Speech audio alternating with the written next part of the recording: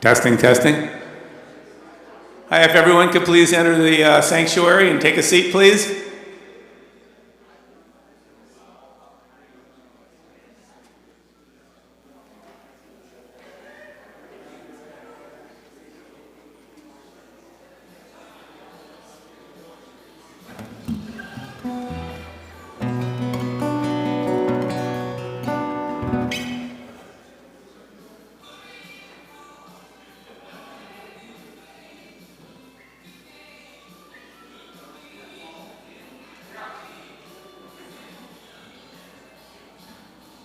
Well, welcome everybody. You could come on in and take a seat. We're going to get started here in a minute or so. In the meantime, Joe Baldo, who will be emceeing today, will be up here in a few minutes. He's parking his car right now.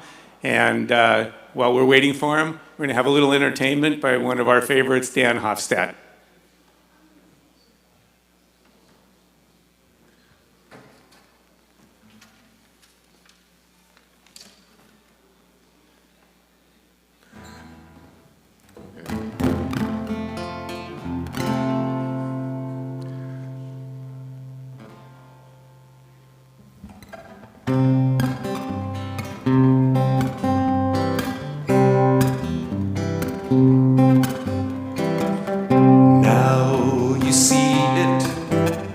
Spinning in from off the mount. Imagine all the cheering sounds. This is the moment. You came all this way. There's just one thing to say. You better hit the ball. With all of these rainouts, it's $50 for each at bat. No more time to think like that. It's coming closer. There's no pressure, man, but you don't want to fan. Come on and hit the ball. Sha-la-la-la-la-la, my oh my. Looks like you never tried. Strike one, you missed the ball. Sha-la-la-la-la-la, ain't that sad? Strike two, too bad. Again, you missed the ball. Hey, no problem. Just choke up a little bit. Still got time to get a hit. There's no need to worry. Here it comes again. Open your eyes, my friend. You might just hit the ball. Sha-la-la-la-la-la, don't be scared. You got your swing prepared. Come on and hit the ball. Sha-la-la-la-la-la, don't be shy. Just kiss this one goodbye and really hit the ball. Sha-la-la-la-la-la, how about that? You just beat up your stats. You really hit the ball. Back, back, back, back, back, back to the wall. Now you can touch 'em all. Home run, you hit the ball. Yeah, you can hit the ball. You can hit the ball.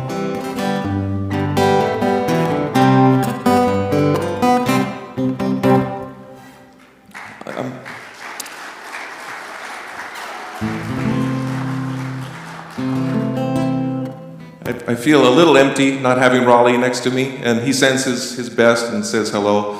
He's up in Washington, and so thank you.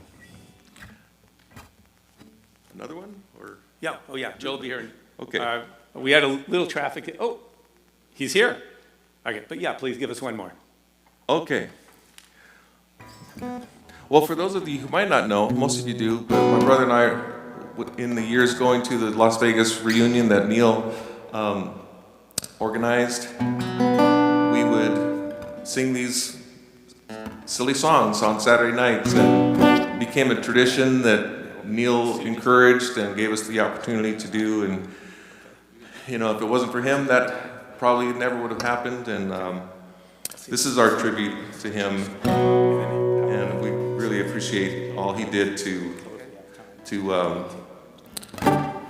for this brotherhood, this organization of alumni from Dodgertown. You can imagine Raleigh standing next to me. Standing at the plate again, haven't played since who knows when. Here's the pitch, I swing and then, but it blew by you. Now I'm ready for the ball. Don't let the umpire make the call. I just know I can touch 'em all, but it blew by you. Those were not my style, so I'll just smile, but it blew by you. Is that all you've got? Give it your best shot, but it blew by you. There's no time to wait, I'll concentrate, I'll grit my teeth and tap the plate. I paid too much to swing and miss, I hope it's not too late. All my dreams will come true, here's the 0-2.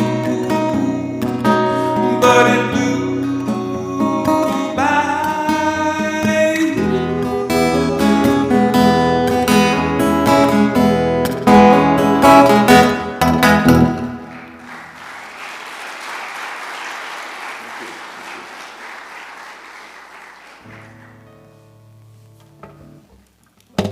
Good morning, everyone.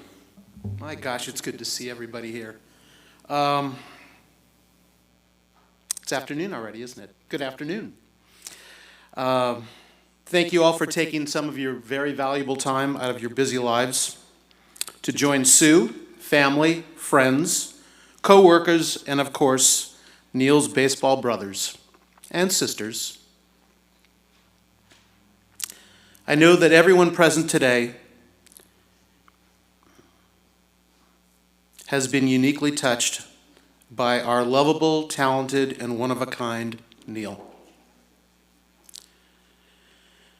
Neil Adams, what an extremely accomplished, determined, disciplined, tenacious, extremely loving, and lovable human being. Whatever Neil set out to do, he did in the most professional manner. He was the ultimate Walmart greeter. A one-man public relations firm. Our speakers this afternoon will share what Neil meant to them. To me, Neil was a friendly voice on the phone back in late 1997, just calling to say hi, as he had just learned that I had signed up for my first Dodger camp.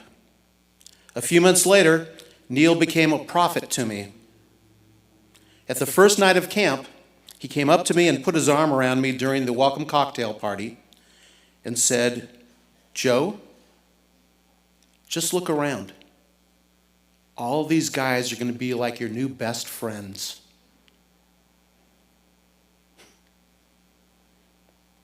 I immediately thought to myself, I work 7 days a week and hardly get to see my family. How are these guys going to fit into my life? Well, I looked at him and smiled politely and said, "Really, Neil?"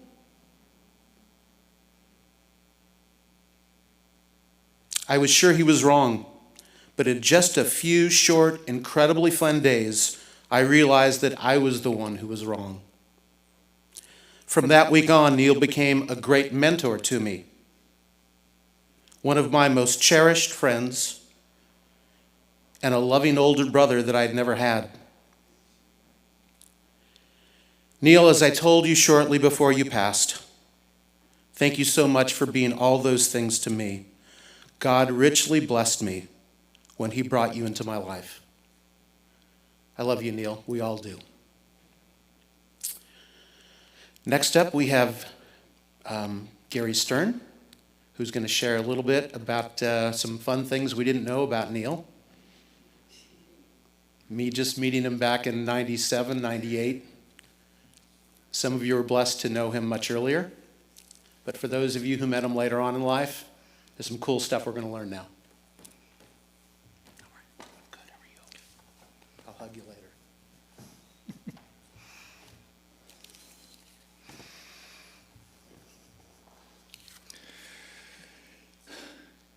It's sad why we're here, but we're here for a celebration. And it's a distinct honor to be with you all. His full name was Neil Wyckoff Adams. He was born September 28, 1949 in Los Angeles and called Southern California his home for the duration. The basics are these.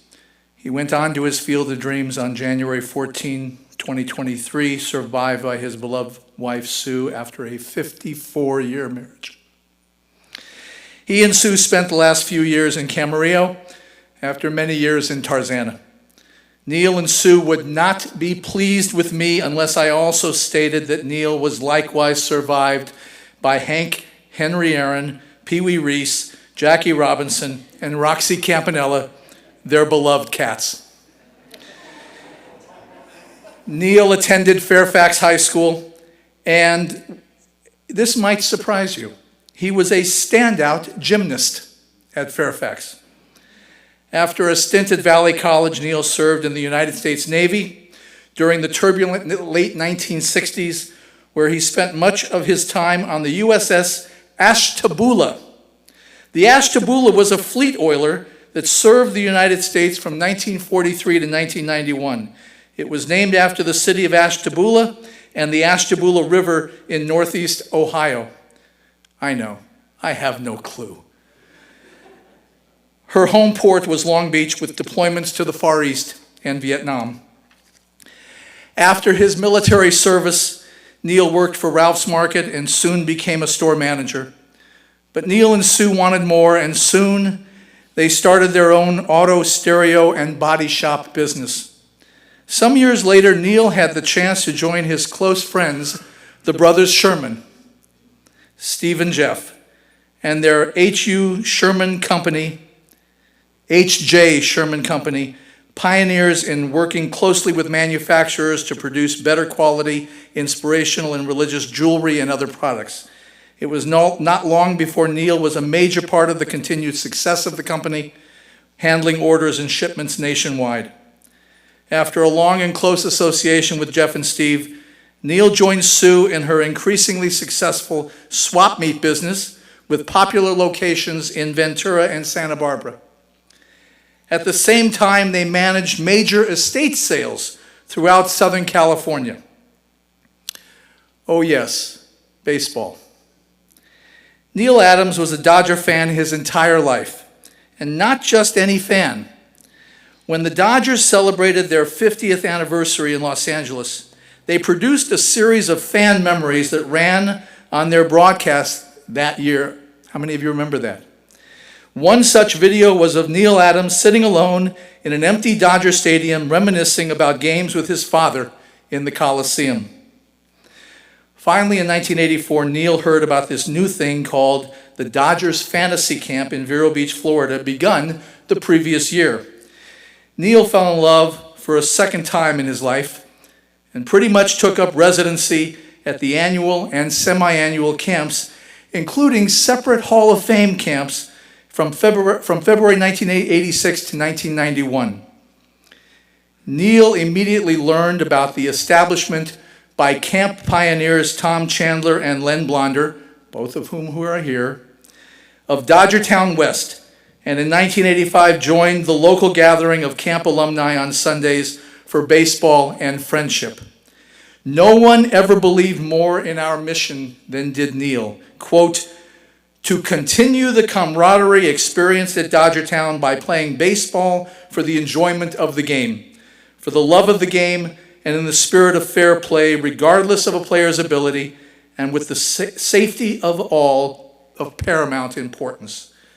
A few years later, Neil became our commissioner, and only just last year, Commissioner Emeritus. And oh, by the way, Neil did not just attend camp, he starred at camp. He was a superb catcher and even pitched some. At his rookie camp in 1984, October 1984, I'm willing to bet he participated in the hanging of Lasorda's dress slacks on the center field flagpole.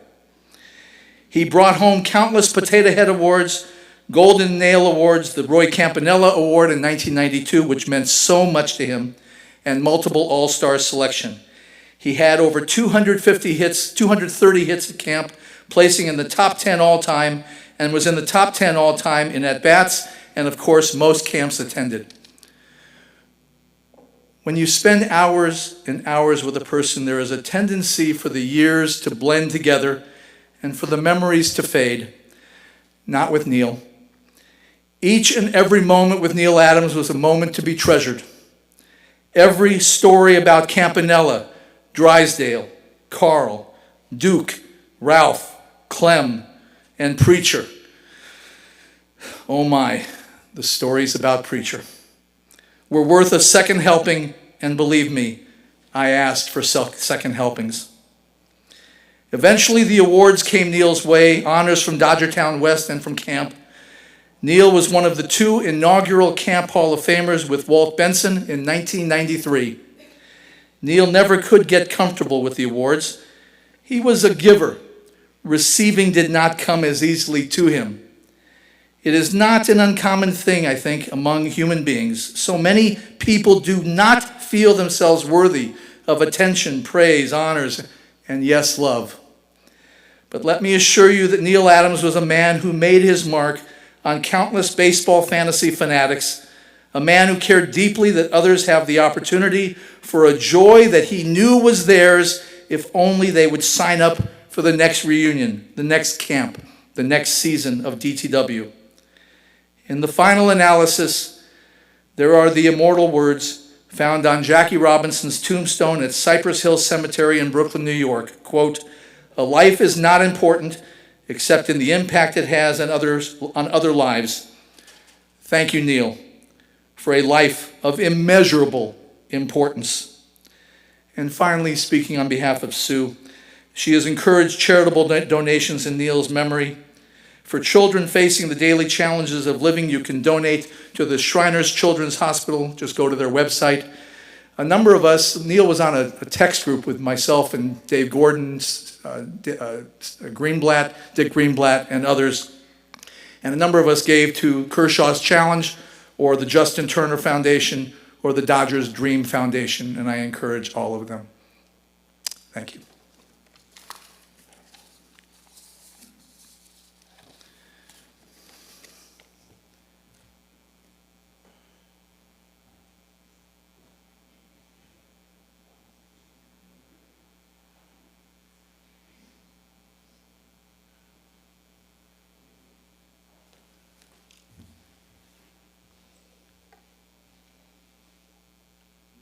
Okay, next up we have Tom Chandler. Tom's going to talk about how important Neil was in starting Dodgertown West. And Tom, if you're ready to go.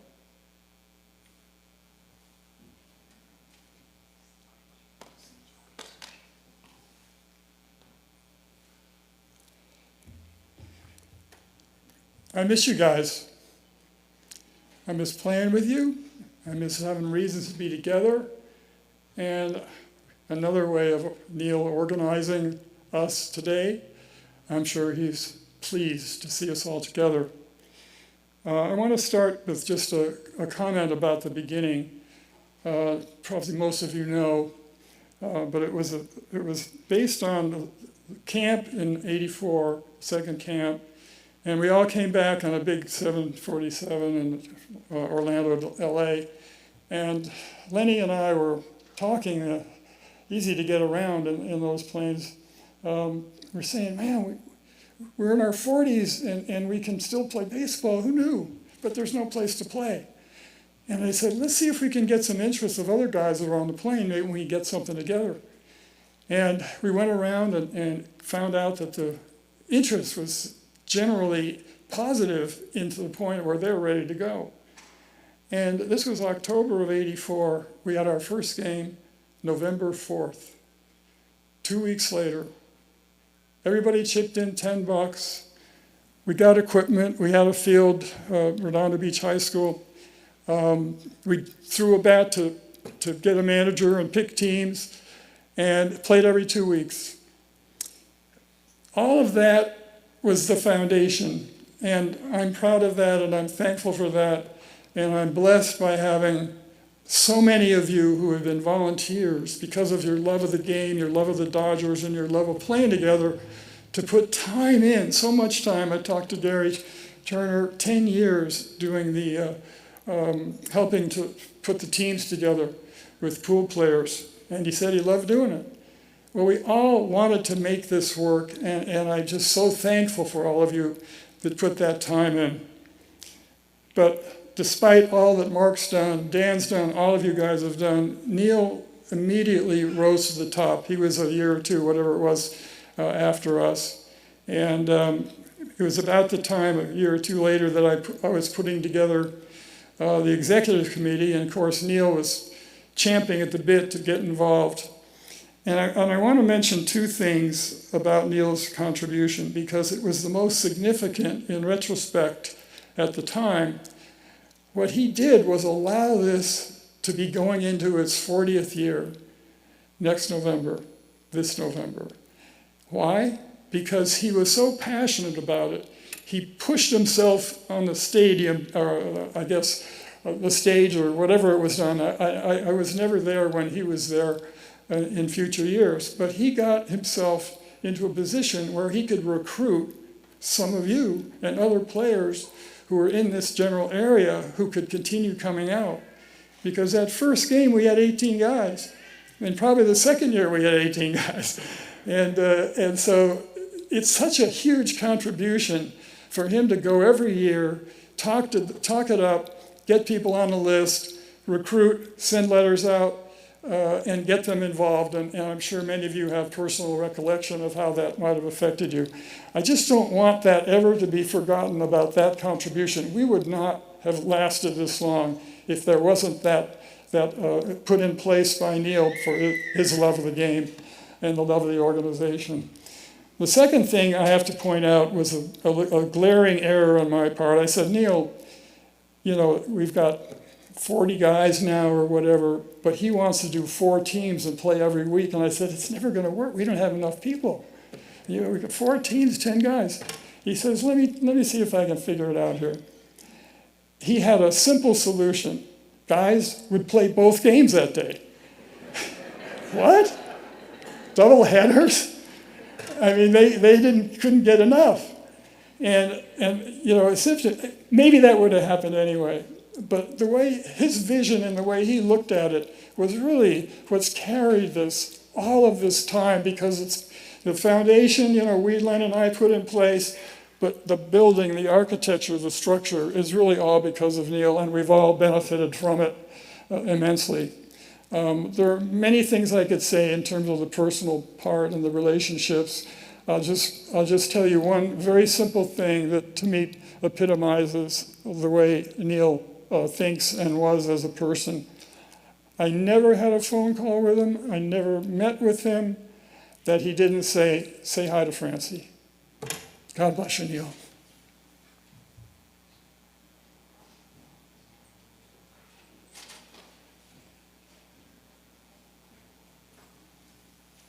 Thank you, Tom. Nice segue, by the way, talking about having him recruit people. Teddy Tannenbaum, I think you want to talk a little bit about how he recruited you, and maybe share a quick story about some of the antics that went on the field.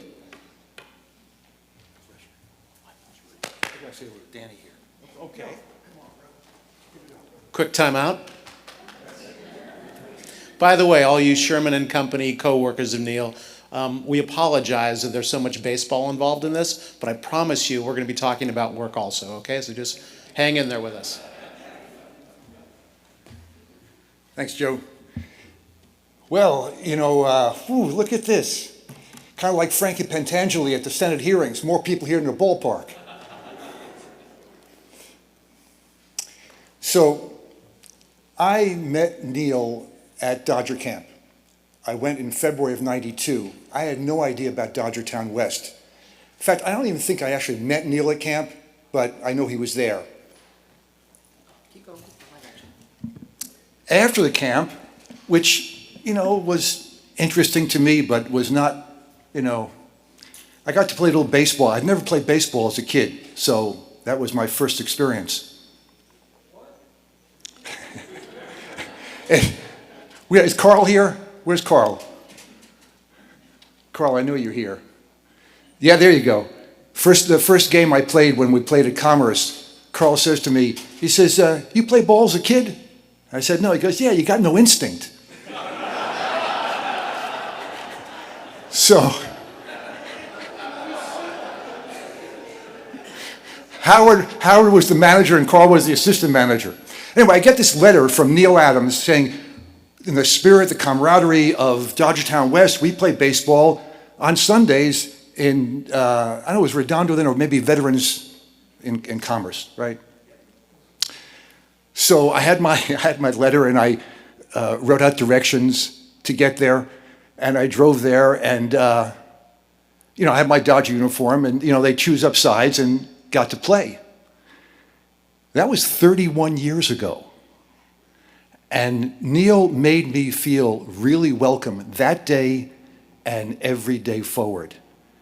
This is, of all the communities I've been a part of, this is perhaps the most singularly focused and most dedicated and most out there in every aspect you could imagine.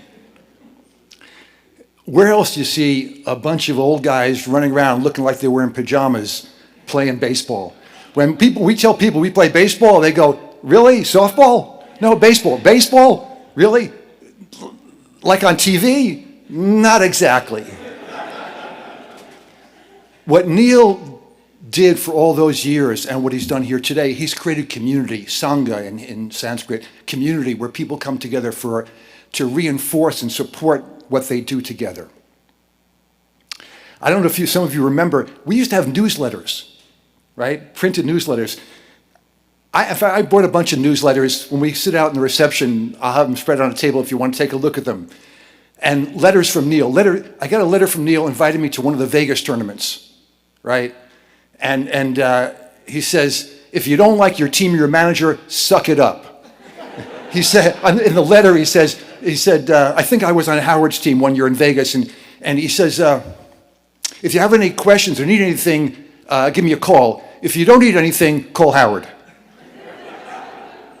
And like that. Neil was just, and like Tom said, always asking about Denise. In my case, how's your family? How's your son? It was community. That's what he did. I want to share just a few vignettes, anecdotes about playing ball with Neil. Probably February '92, I started. Sometime in '94, we were a metal bat league in those days, playing at Commerce, and I ran into one and hit it over the fence, left field fence. I know hard for you, some of you to believe, but I hit it over the left field fence. I think the pitcher was either Barry Siegel or Stuart Siegel. I can't remember who. Neil was catching. And I didn't know if the ball went over the fence. I just knew I hit it, so I started running, and Neil yells out, someone said it was a home run. Neil yells out, it went through the fence, through the fence. I think, is that possible? So I made it around the bases. I remember Danny Steinberg was there that day. We had a great game. Next time I came up, Neil was pitching. First pitch, boom, in the ribs. And he steps off the mound and yells at me, welcome to Dodgertown. That was Neil. Years later, some of you know I have a long-standing plant-based diet. Neil didn't. Neil was very fond of selling. Almost every time I saw him, he would say to me at some point, Teddy, you treat your body like a temple. I treat my body like the temple of doom. and he did, right? And when the sign said no smoking in the dugout, except for Neil, right? No smoking on the field, except for Neil. We were playing in, this is the t-shirt when we won the championship in '04 in Arizona. Neil was on that team, and he had to leave early right before the championship game to go to Vero for camp. Some years after that, I was on a team in Arizona with Neil. It was kind of a combination of like Tom and Lenny's teams, Howard's teams, and Rick's teams, and so some kind of combination there. We're playing on a field in Arizona, and Neil says, okay, you get a chance to pitch, which I love. So I'm pitching, and I remember in particular With 1 out, I very quickly loaded the bases on 3 walks. Neil, just a touch frustrated. You could see it in his face, his body language. On the 3rd walk, he comes bolting out of the catcher's crouch from the mound. Now, some of you maybe remember having heard Tommy tell the story about Game 4 of the '88 playoffs against the Mets in New York when Orozco loaded the bases and was 3-0 on Strawberry, and Lasorda bolted out of the dugout and spoke to Orozco. What he told us at camp, when he told us at camp was one thing in the locker room. You know what a bloody strike is? If you know what a strike, he went on like that. That night, someone asked him in the Q&A, "Hey, Tommy, what did you say to Orozco when you went out to the mound?" He goes, "I told that young man how much faith we had in him." Neil comes bounding out of the catcher's crouch to the mound. I could have sworn he had a cigarette with him. He had that. It was like, that was the energy there. And he looks at me and he goes, "Man, you're killing me. You're killing me." So he goes back. That's all he said. He goes back behind the dish. Next pitch, guy hits a line drive right at my head. I mean, at my head. Self-defense, I caught it. How often does that happen? You can't prepare for that. Next guy up hits a line drive in my chest. The first one, I caught it. I looked around. Every fielder and every runner was so stunned, nobody moved. Next guy hits the line drive right in my chest. A little bit softer. I got that. Inning's over. I start to walk off the mound. Neil comes over to me with a big smile. You know that smile you see on his face with that 39 uniform? Big smile. He goes, "Let's go get some lottery tickets." Anyway, Neil, as the Nitty Gritty Dirt Band said, "May the longtime sun shine upon you, and all love surround you, and the pure light within you guide your way home." Thanks.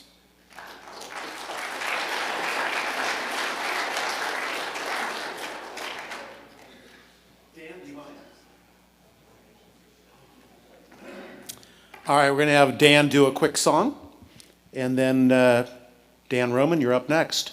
You want to tell us about that sunrise the other morning? Yeah. Good.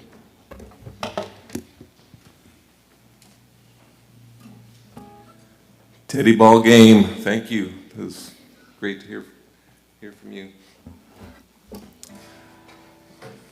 Well, as most of you know, the way this started at the Vegas tournaments, we used to have the Saturday nights, and the managers would get up and they'd say, "Oh, well, so-and-so got 2 hits on Friday, and so-and-so pitched 3 innings on," and it was kind of a recap. And then I went up, and Raleigh and I wrote a song that was our recap. It was basically telling, and that was what kicked all this off. That first song has been lost to antiquity. I can't find the piece of paper that was written on, but it was sung to the tune of, "We're talking baseball, Carew and Gaylor Perry," but we put our own players in all of that, and that was the start of all this. This one, Raleigh had the idea for, and I kind of filled in the blanks.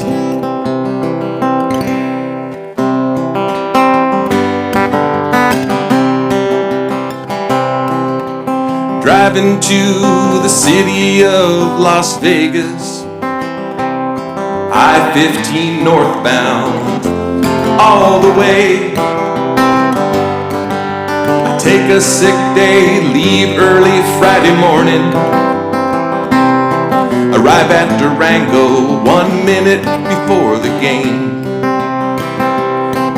It's great to see Walt Benson here, Sammy Q and his Stella Deer, the usual suspects from sea to shining sea. Dusting off our cleats and gloves, another swing at the game we love. A good time is just about guaranteed. Las Vegas Dodger Town reunion, another tournament in the desert sun. We are playing in the city of Las Vegas. Just a few hundred miles for 3 days of fun. Dealing cards at the tables after dinner. Wishing that I had put some sunscreen on. Hit me again, maybe this one's a winner.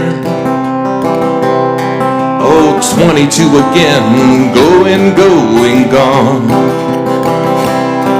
Can't wait until the banquet when we eat and drink our fill again and catch up on all the latest news.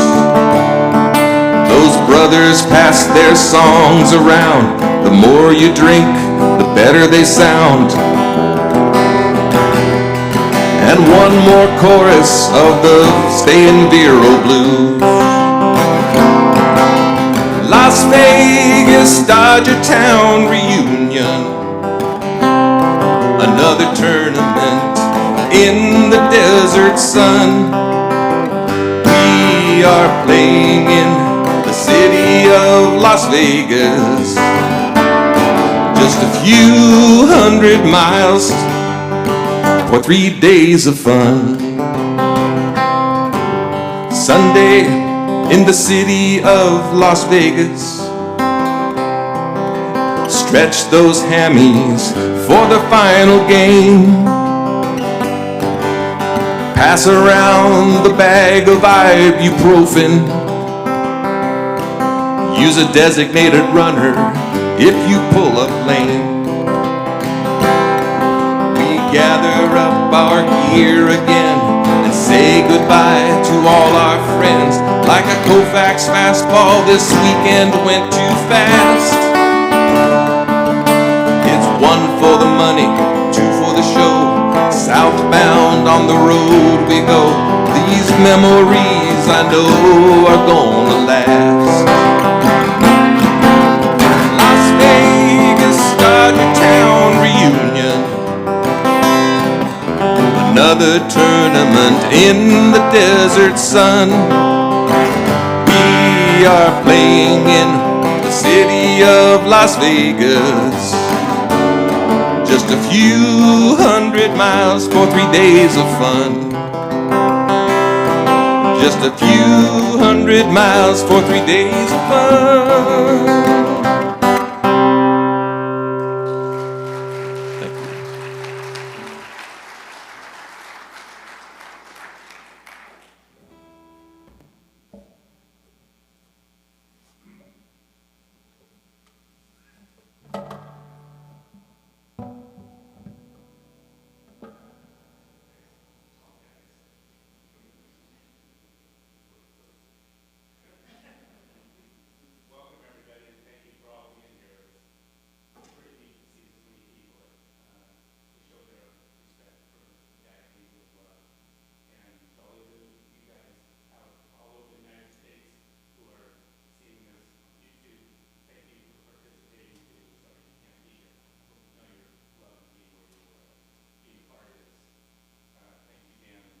Great job, and there's more to come from Dan.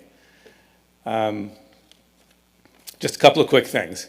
We had our missing man ceremony that we have been doing for past people who have passed from the Dodger group for a long time. We did it a couple of weeks ago, and I was just trying to come up with some words. I just didn't know what to say, because there's so much to say about Neil, it's impossible to put it in a couple of minutes.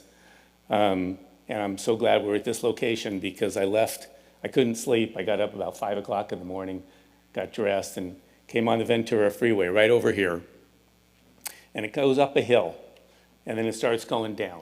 And when you go down, if it happens to be at sunrise, you see just a beautiful sunrise. And here I was on the way to Dodger State, to Downey High School to have this ceremony, not knowing what I was gonna say. And all of a sudden, I pull up over this hill, come down the other side, looking over toward the east, and as far as you could see from the north to as far as you could see to the south was this incredibly beautiful sunrise. It was blue, and it was white, and it was orange. and it lit up the sky like it was just perfect. And that's when I knew what to say.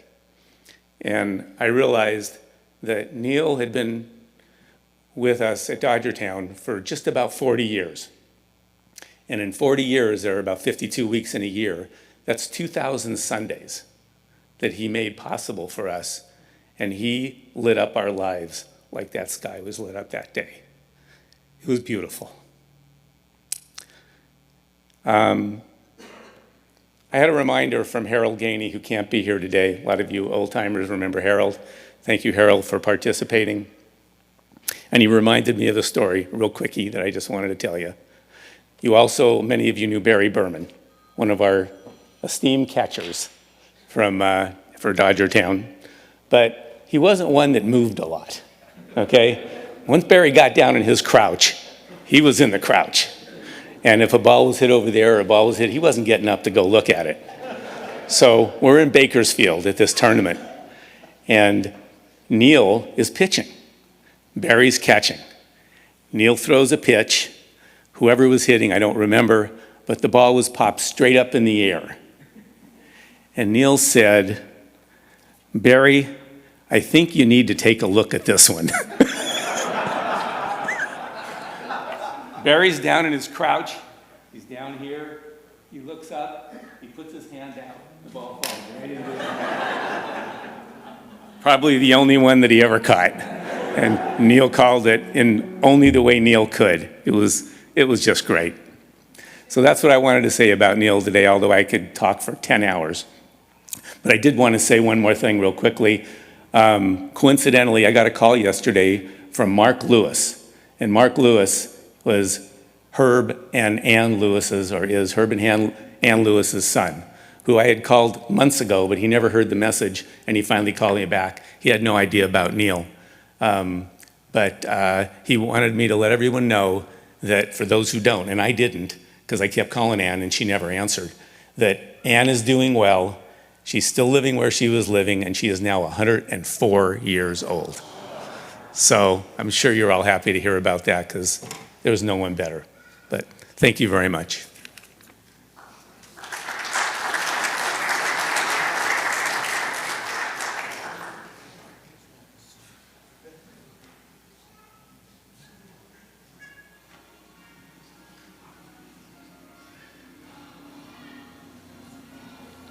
Is Bobby Daniels in the house? Bob, you mind coming up? I think you've got something to read. Is Steve Sherman not here today? Okay, but you want Bob to read this. Okay, sir. It was very well written, by the way. Yeah. Hello? Love you too. Great to see you. Good to see you. All right, I'm here to read a letter from Steve Sherman about Neil and coming to the Sherman Company. But before I do that, I thought I'd say a few words of my own. Those of you that don't know me, my name is Bob Daniels. I've known Neil since '95. Like the rest of you, the first hour at camp is when I met Neil.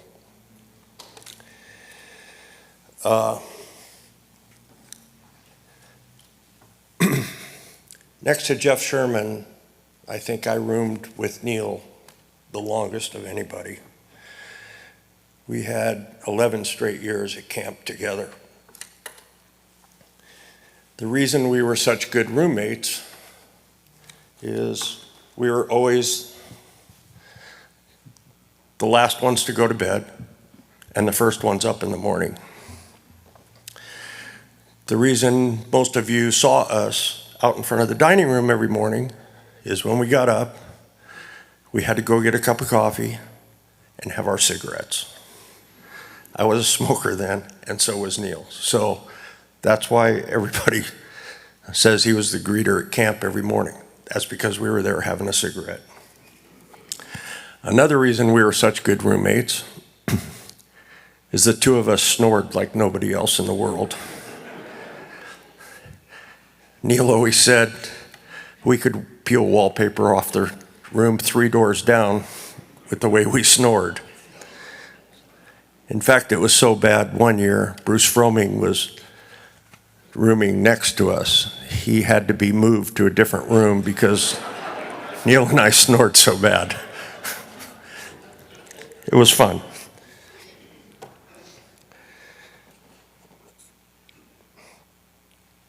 Neil and I also had keys to just about every room at Dodgertown. And the golf carts, that's true. So, since we were always the last ones to go to bed every night,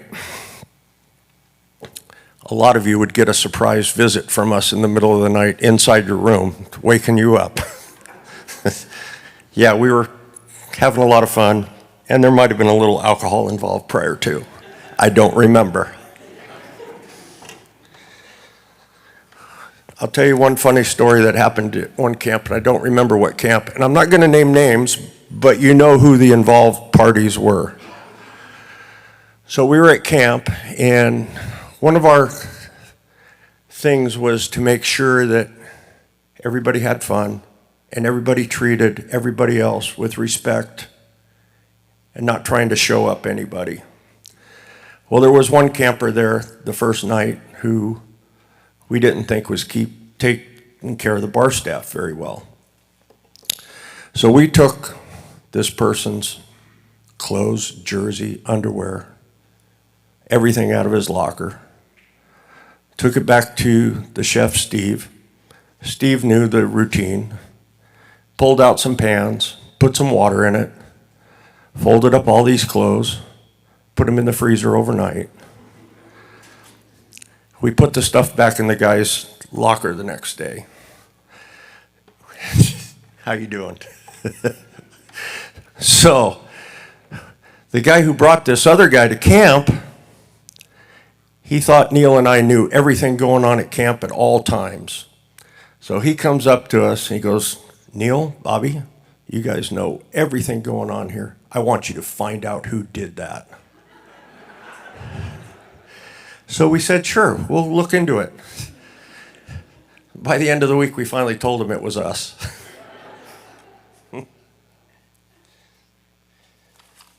All right, Neil used to come to spring training and fall ball with us every year too, and I personally will miss him a lot.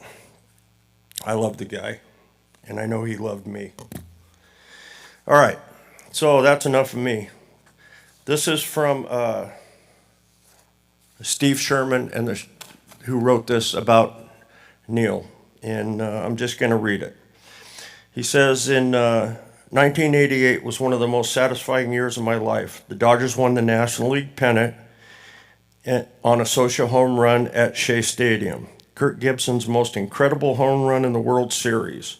The Dodgers World Championship, and me being introduced to Neil Adams by good friend Art Aronson. The summer of 1988 is when I met Neil at high school in Redondo Beach. Back in the day, we had to choose up sides for each game. Neil shook my hand and demanded that I be on his team. He had never seen me play, nor did he care. The only motivation for Neil was that I was comfortable and welcome to Dodgertown West. I hadn't even been to camp yet. I was signed up for that November, but Neil's intent on making sure I was welcome since the day I attempted to Neil's open arms and inclusion approach at Dodgertown West grew into its own men's senior baseball league. Friendships also grew since that day in '88 through the efforts of Neil, Tom Chandler, Barry Berman.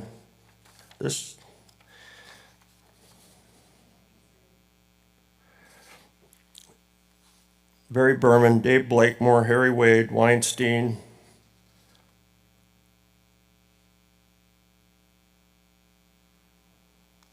Is this yours, Steve?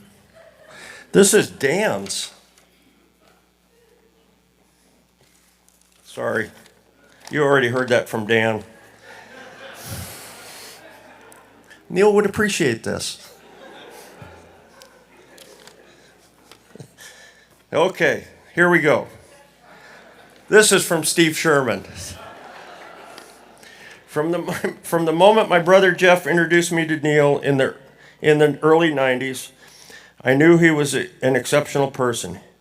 He exuded so much warmth and sincerity that I felt that we'd been close friends for a very long time.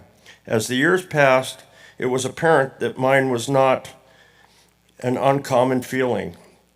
His energy and enthusiasm would fill the room and ball field.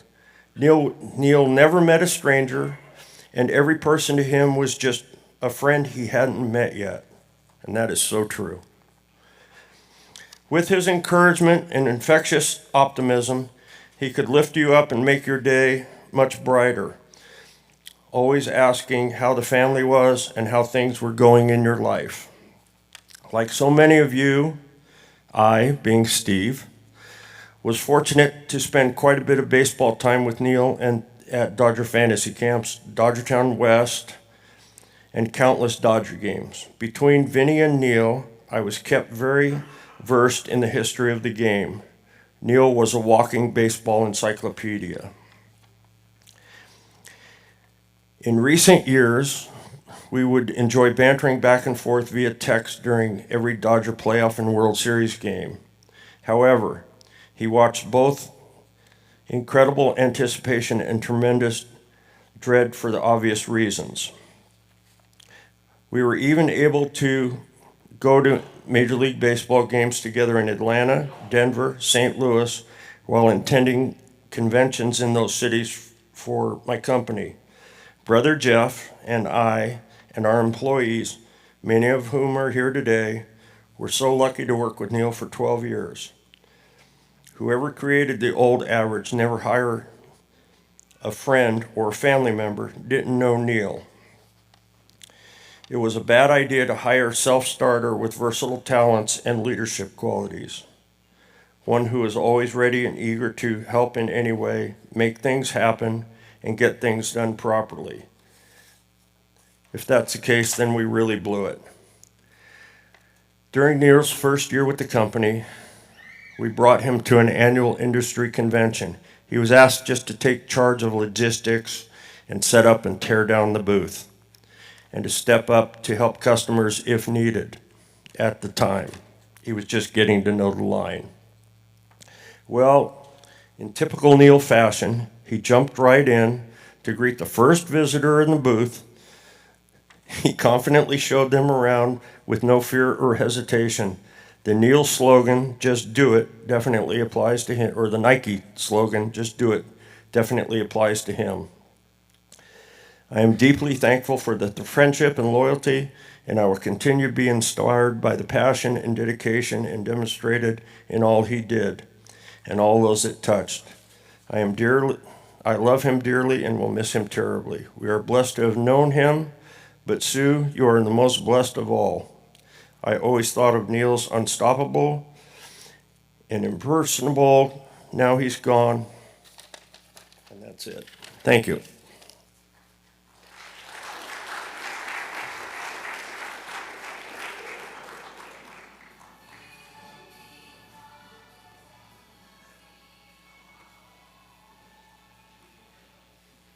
Thank you, Bob.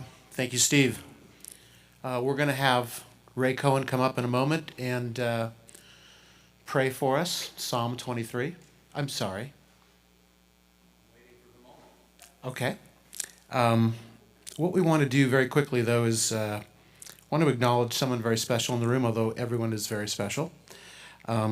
We lost Chris Ariola a little while ago, and his mom, Dolores, is in the room, I believe. Dolores, can you just say hello? Just there you are.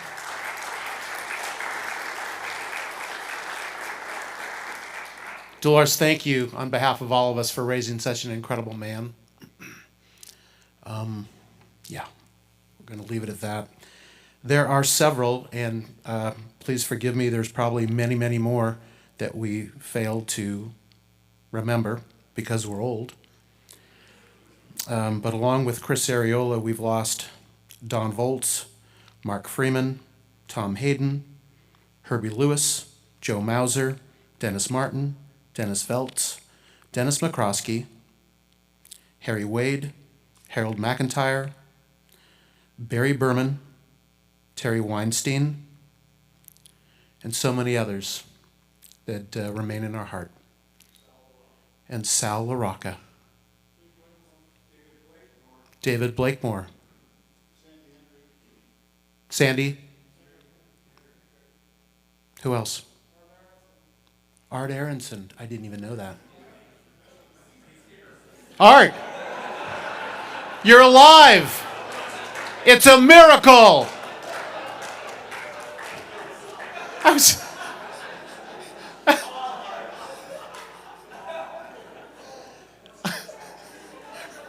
Ray, are you ready for that? I mean, it's hard to top that, but come on up, Ray.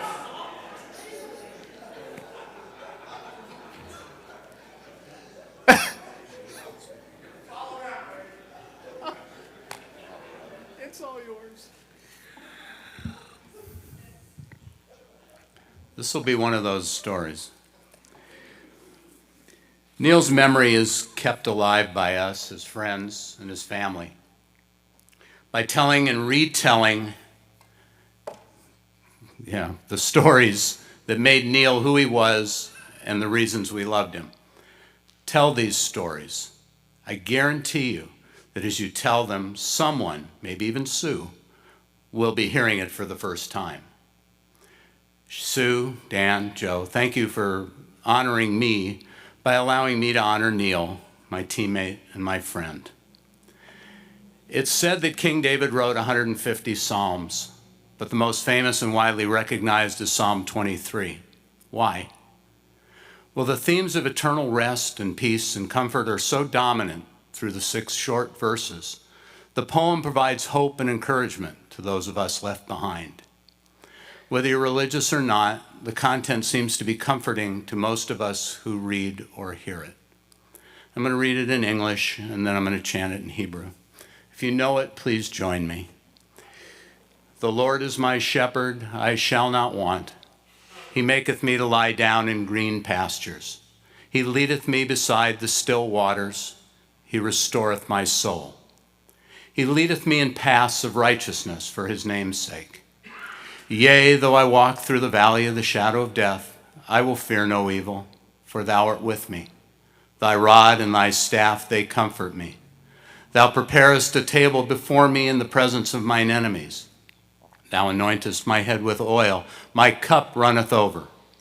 Surely goodness and mercy shall follow me all the days of my life, and I will dwell in the house of the Lord forever.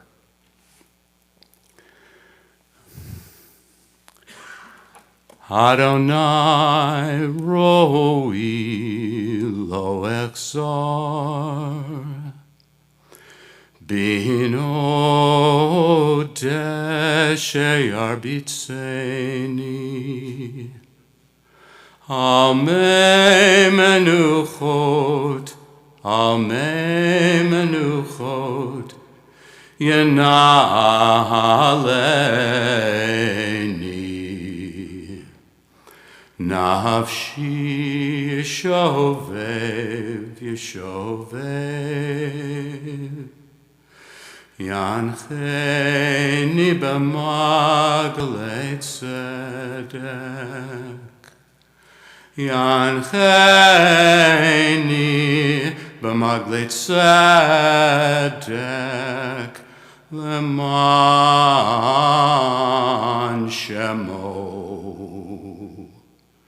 Gam ki elech begetz al mavet lo ira ki ata imadi shivtecha umishantecha hema yana Amuni Ta'aroch lefanai Shulchan neged sorai Dishanta Vashem Roshi Kosi Revaya Aktova Chesed Yirdifuni Kol Yamei Chayai Kol Yamei Chayai Veshavti Beveit Adonai Leorech Yamim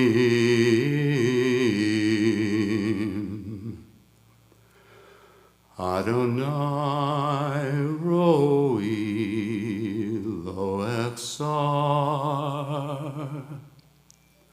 Adonai Roi Lo Echsar.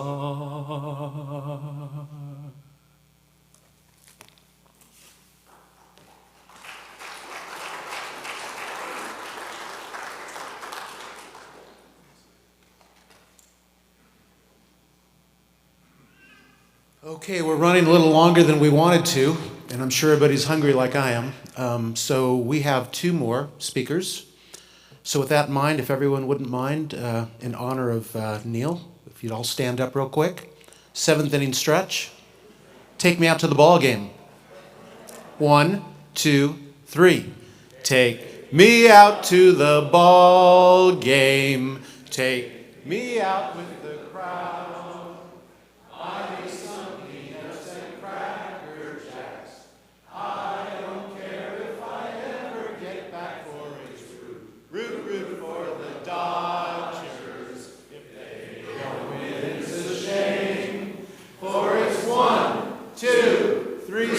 You're out at the old ball game.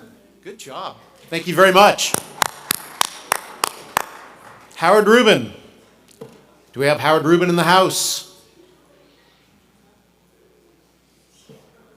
All right. So Howard Rubin is up. Mark Stone is on deck.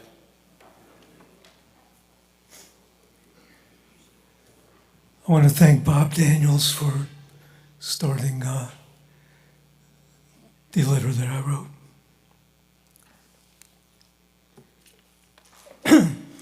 1988 was one of the most satisfying years of my life.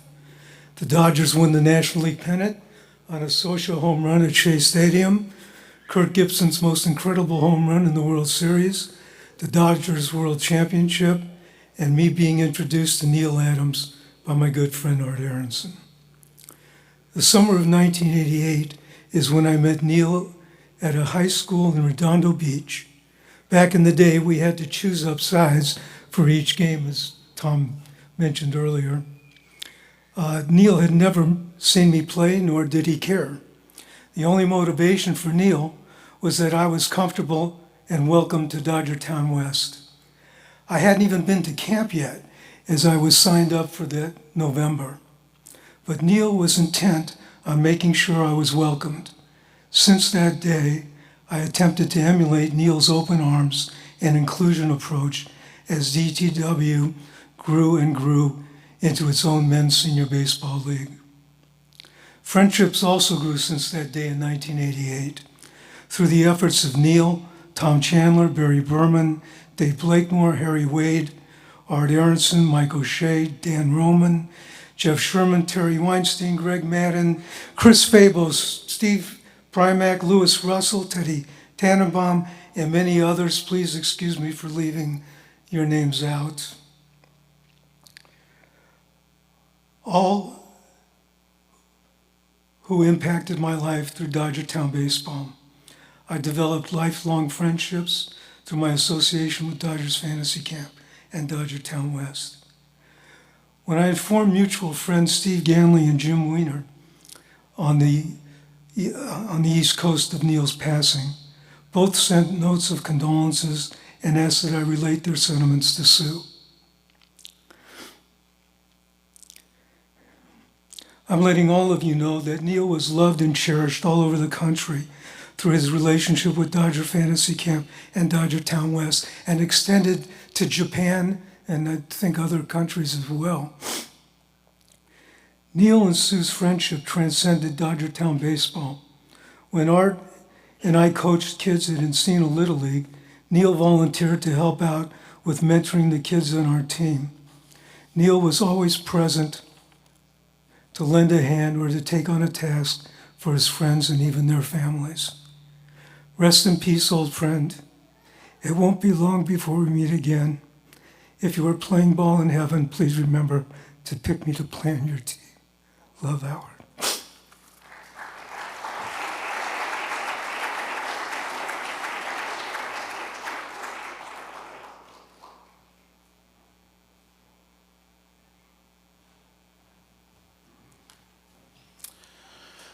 Mark Stone is our last speaker.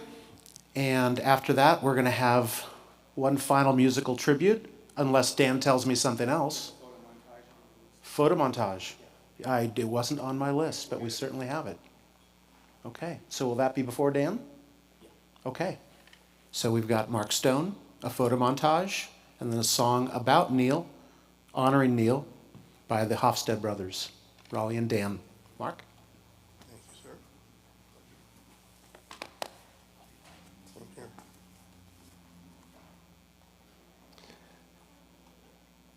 For those of you who don't know me and those watching, my name is Mark Stone, and I have the distinct honor of being the successor to Neil as the commissioner for Dodgertown West.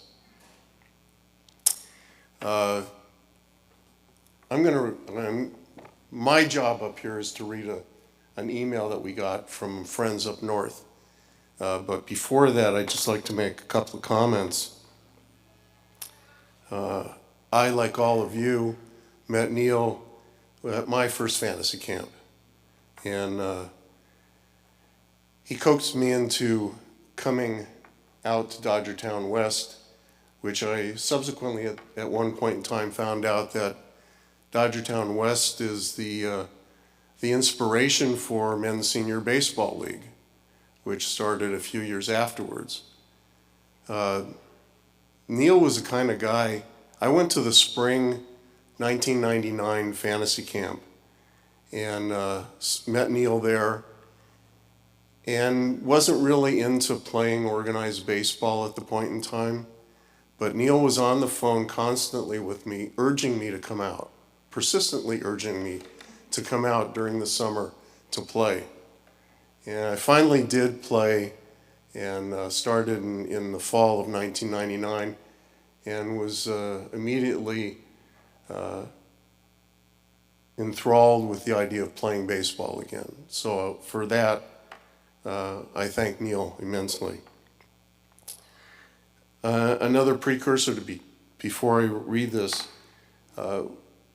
we've talked about the Las Vegas reunion.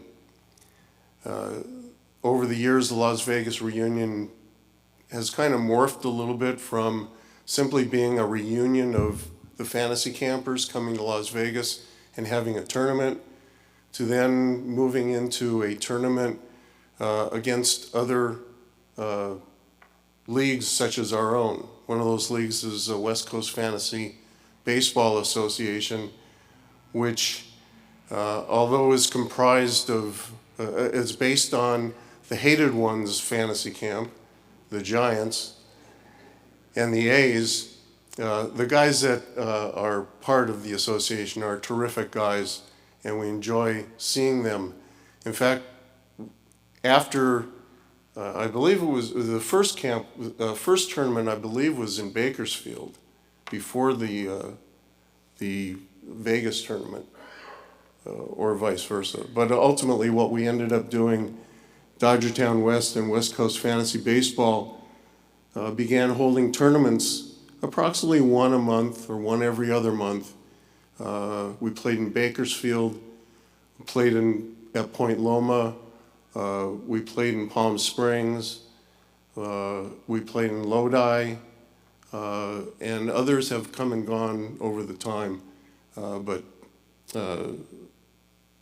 Las Vegas was one of the main ones that were opened up to all of us. This April, I believe, will be the 33rd annual Las Vegas tournament. The letter that I'm going to read is from Rob Weber. Rob was the president of West Coast Fantasy Baseball, and with Neil organized many of the tournaments that we've had and that I just discussed. So here's Rob's email. I was very sorry to hear of Neil's passing. Unfortunately, I won't be able to make it to the celebration of life. I'm hoping me, can read the following to those at the ceremony. As you know, Neil and I became very close during our time running tournaments between Dodgertown West and West Coast Fantasy Baseball Association. Through all the coordination problems, scheduling issues, hurting of old ball players, we helped each other over the potholes, presented a united front, and laughed a whole hell of a lot. When you played with or against Neil, he wanted to win as much as the next guy. But more importantly, he really wanted everyone to have a good time. He went out of his way to introduce himself to new Dodgers and Giants alike, and he remembered your name at the next tournament. I love the little innovations he used to come up with to make sure everyone knew that the first priority of the tournaments was camaraderie and fellowship. One of my favorite ideas that he and Barry Berman pushed from time to time was to reserve one day of mixed teams. Usually done on Saturdays, players would find themselves mixed together with the enemy for a day of fun. Dodgers, Giants, and A's would be randomly assigned to teams, and it always resulted in some unforeseen adventure. Personally, there would always be someone I didn't particularly care for on my team. Wouldn't you know it, by the end of the game, that person turned out to be a lot different than I had thought. And now we had a story we could share. At my first Dodger camp in 2000, Neil made sure I was pranked good by Ralph Branca, who questioned my devotion to the Dodgers. This started a series of good-natured back-and-forth pranks. My favorite occurred on a dark Friday night in Lodi when Neil's Dodgers were playing a Giants team. My friends and I took over the announcing booth and prepared a radio commercial to be played in between innings. We convinced one of the ladies to read the script. Are you lonely this Friday night? Are you looking for some companionship without all the attachments? Well, come on down to Neil Adams' House of Pain and Pleasure. We have created an experience you will never forget, and it should leave lasting impressions all over your body. Call to get on the schedule now at 1-888-GAGBALL. That's GAGBALL.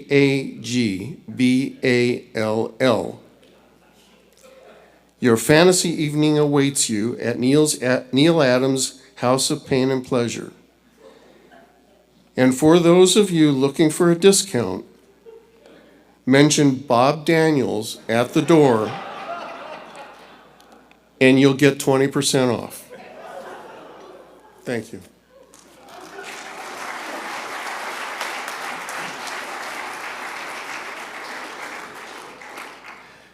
We prepared just a quick photo montage. Some of you have seen the pictures, but for those of you who couldn't be here and you're all over the United States, we have a quick little thing. Dave, you ready to go? By the way, for the people who are not here, you will not hear the music. because for reasons they'll cut it off, I think, at YouTube. But it's the theme to Field of Dreams.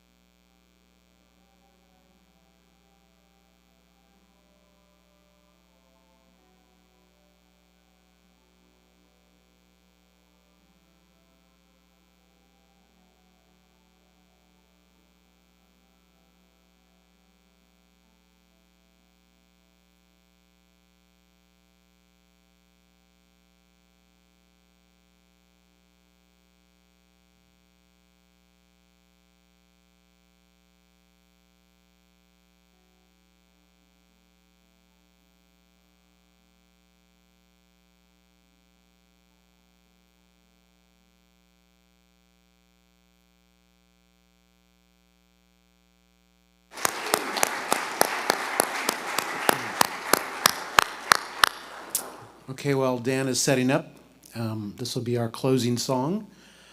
So, first of all, I want to thank you again for being here, for your patience. It's now 1:24. We're a little longer than we thought. I don't know how long you were all planning on staying this afternoon, but whatever it was, please add an extra hour to it. There's so many people that we all want to see and spend a little time with, and there's a lot of people who we don't know that we want to get to know. So with that in mind, God bless you all. We look forward to seeing you out in the food in the next couple, 3 minutes. Dan, bring us home.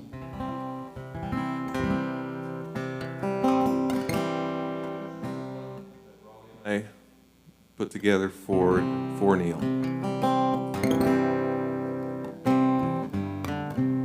Well, he comes from Camarillo with the shin guards on his knees, kicks up the dirt behind home plate without a single sneeze.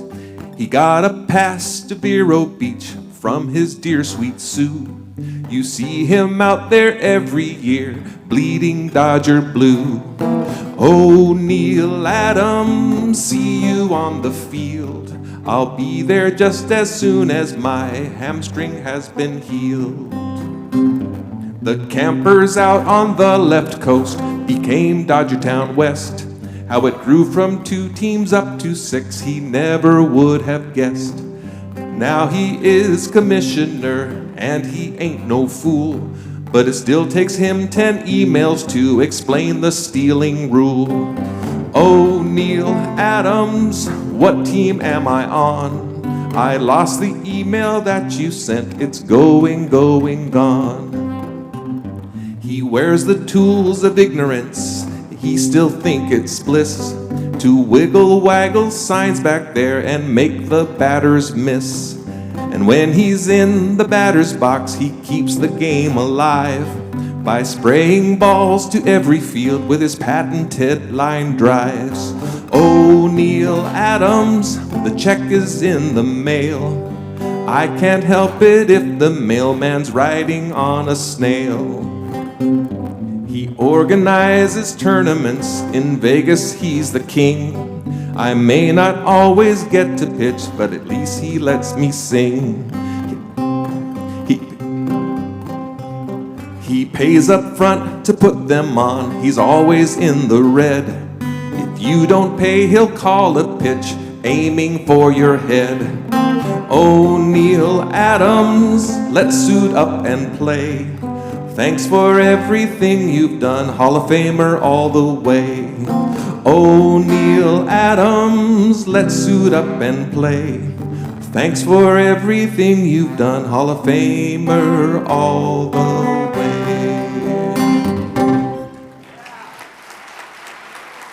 Thank you.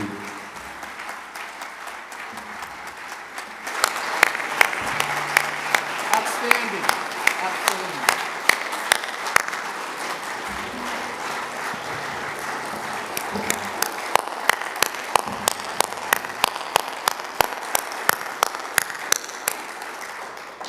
Dan Robin, I think, pretty much single-handedly put this whole thing together, including all of that. So please, a quick round of applause and appreciation.